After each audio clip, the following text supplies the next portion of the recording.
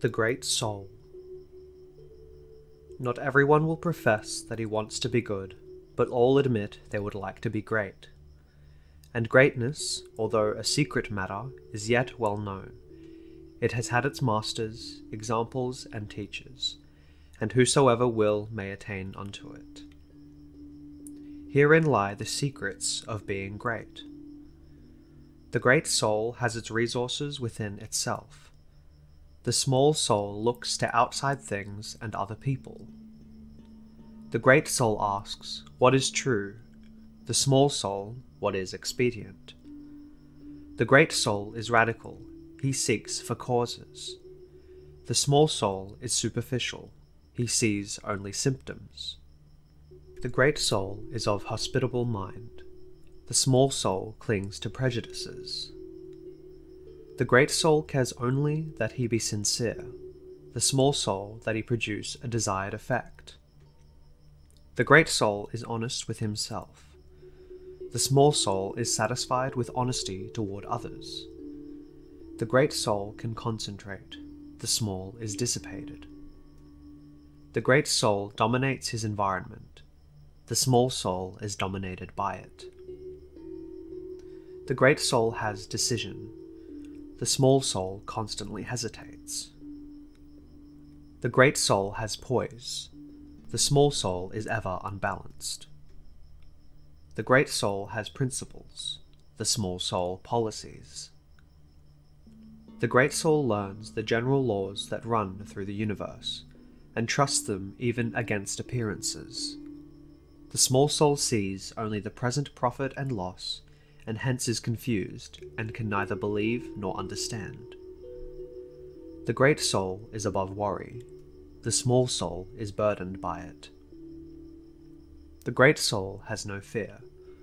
The small soul is harassed by fears continually. The great soul lives easily, that is, with dignity and calmness of mind. The small soul is readily upset. The great soul speaks concisely, and his yea is yea. The small soul wrangles. The great soul first makes sure he is right, and is then firm. The small soul is first firm, and then casts about for reasons for being so. The great soul is sincerely humble. The small soul is vain. The great soul is appreciative of all. The small soul is flattering toward those from whom he seeks some favour, negligent or insolent toward those who cannot contribute to his advancement. The great soul is temperate in all things. The small soul intemperate in his beliefs, his opinions, and his tastes. The great soul has the atmosphere of charity, is tolerant toward all, and helpful in the very character of his life. The small soul is satisfied with acts of charity. What impresses you in the great soul is his reserve power. In the small soul, the performance or the word seems greater than the man. Says the Chinese Li Qi, the services of Hao Qi were the most meritorious of all under heaven, but all he longed for was that his actions should be better than the fame of them.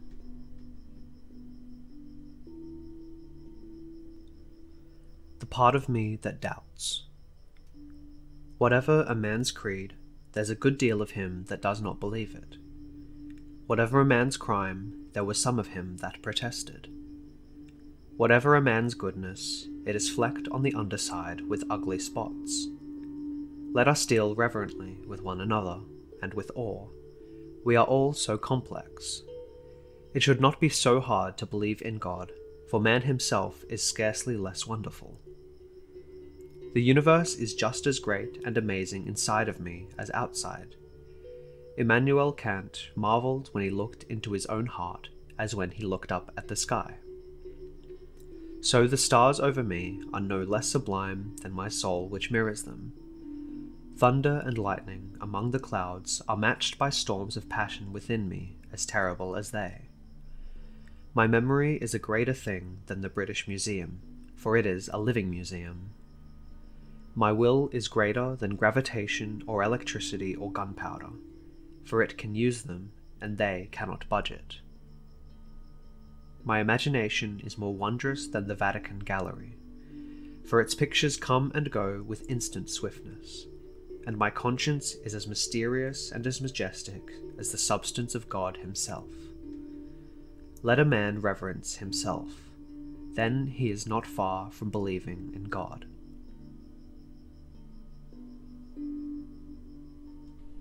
Fundamentals in Democracy. These are axioms of democracy. Think on these things. 1. The whole people is wiser than any group or man in it. Its judgment is sounder, surer. As Lincoln put it, you can fool all of the people some of the time, and some of the people all of the time, but you can't fool all of the people all of the time. 2. Democracy is not a scheme of voting, a plan for securing rulers. It is a spirit. 3. Remember what Mazzini said, that someday a man would arise to whom democracy would be a religion. He would be the great man. I quote from memory and may be inexact. 4. Democracy is run for the benefit of the people in it. Autocracy for the benefit of the people upon it. 5. Autocracy is most concerned about efficiency, democracy about welfare. Autocracy is eager to build the house, democracy that the builders be happy. 6. Autocracy is a white passion, democracy a red passion. 7. Autocracy thinks of the state, democracy of the people that compose the state. 8. Autocracy is abstract, democracy concrete. The former exalts impersonal aims, the latter aims constantly at men. 9. Autocracy produces order, democracy initiative. Democracy invents, autocracy applies.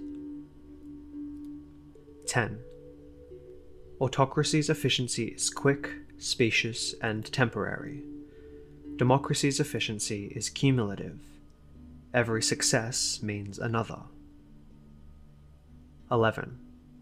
Democracy is natural. Autocracy is artificial. 12. Democracy is its own remedy. The cure for the ills of democracy is more democracy. It carries within itself its own recuperation. Autocracy prepares its own ruin. 13.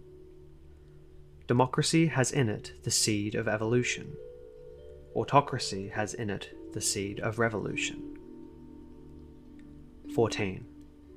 The strength of democracy is education. The strength of autocracy is obedience.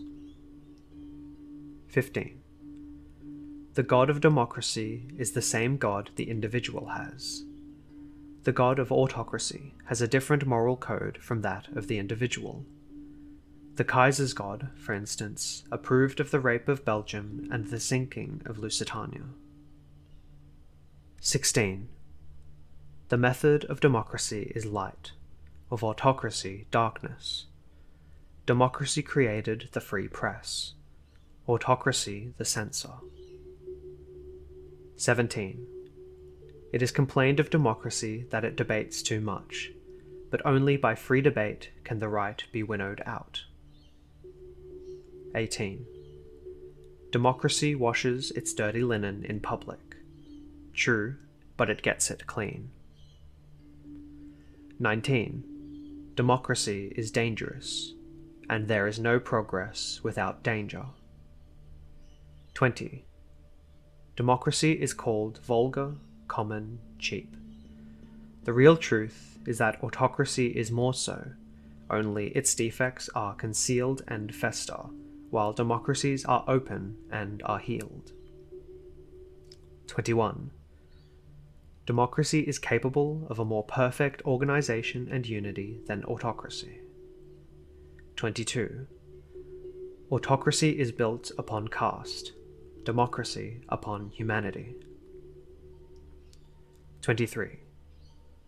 The Parliament of Man, the Federation of the World, is only possible in a world of democratic nations.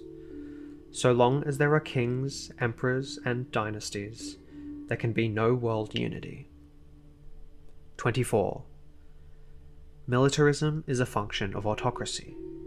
Democracy functions in law. 25. Art, science, and literature will do better under democracy than under any protection and patronage they may get from autocracy, just as plants and people grow better in the air and sunshine than in a closed room.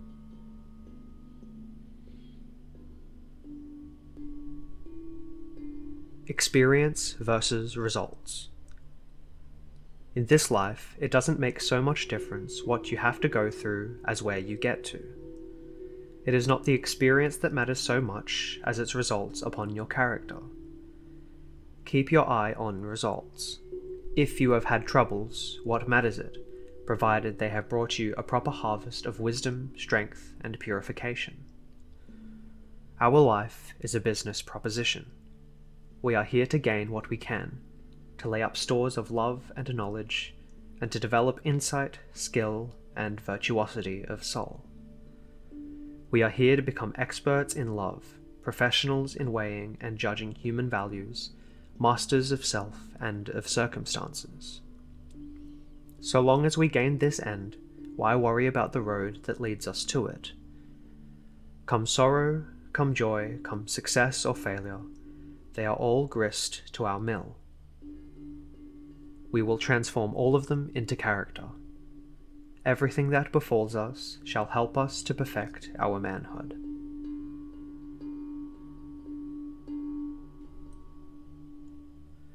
The truth in advertising. Listen, young man. The cleverest man in the world is the man that tells the truth, and tells it all the time, not occasionally. Sometimes you can profit by a lie, but it is like dodging bullets. You never know when you are going to get hurt. Lying is a game. Sometimes it is a very exciting game, but it is essentially gambling. And gambling, any sort of gambling, is not business. The fundamental laws of business are just as accurate and as well established as the principles of geometry. It is hard to see this, for our visual range is limited. Most of us can see the crooked dollar coming today, but not the 10 straight dollars it is going to lose us tomorrow. Real business success is cumulative. It grows like a snowball. And the one thing that makes it keep us growing, even while we sleep, is our persistent truthfulness and dependableness. If you put an advertisement in the paper announcing goods worth $5 for sale at $2, and if the people come and buy and find out the stuff is not worth 10 cents, you may make a one day's gain, but you have alienated a lot of indignant customers and have started to saw away the posts that sustain your reputation. If you have a store rented for a week only and purpose to conduct a sacrifice sale of goods that will make everybody disgusted who buys them, then perhaps you may lie with a high hand and a stretched out arm. But if you are in the town to stay and want regular, returning, increasing, satisfied, and friendly customers, it will pay you to stick to the old-fashioned truth. Exaggeration is lying. It does not take long for the people in the community to get the habit of discounting 25% of all you say. If you continually overstate and vociferate, you must keep on getting louder until you soon become incoherent. But if you habitually state only what is soberly, honestly true, by and by everything you say will be away above par. A man's repute for truthfulness is as much a part of his capital as are his store and stock, so much so that he can raise money on it. As civilization progresses, business becomes more and more an affair of credit, of trust. The very foundation of big business is trustworthiness. Therefore, if you are ever going to get beyond the peanut stand and pushcart stage of merchandise, you must establish a basis of dependableness. There is not one thing in this world, young man, that can be of as much value to you as building up a reputation such that men will say your word is as good as your bond. It is well to be clever and keen and Johnny on the spot. It is well to look out for number one and to know a good bargain. But best of all is to have the world say of you, whatever that man says can absolutely be relied upon.